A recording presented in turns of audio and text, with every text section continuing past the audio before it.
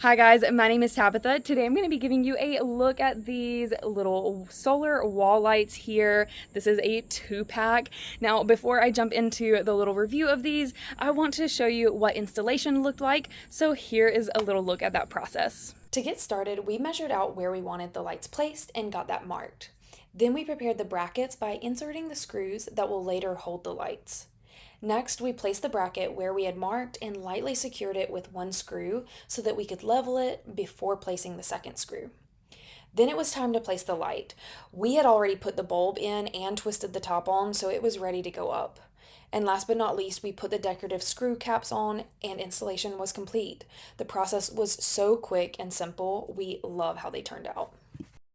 I adore that they are solar. It made it so easy to pick where we put them, and we don't have to worry about any kind of wiring, which is great. And they have little solar panels on every angle of the top piece, so it's sure to get light as long as it is in a location that is going to get some sun. So I absolutely adore these here. I think that they really dress up the house and give some nice curb appeal, and obviously some wonderful evening lighting.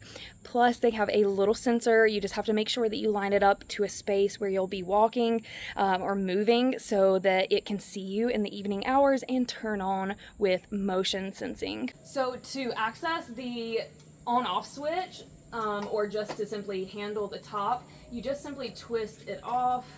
And on the inside, you've got your little sensor here for motion detection, and then you have an on-off button. Whenever you first start using this, you want to hold this down to get it turned on, and it will flash and it's good to go, and it will naturally turn on in the evening time once it gets dark enough.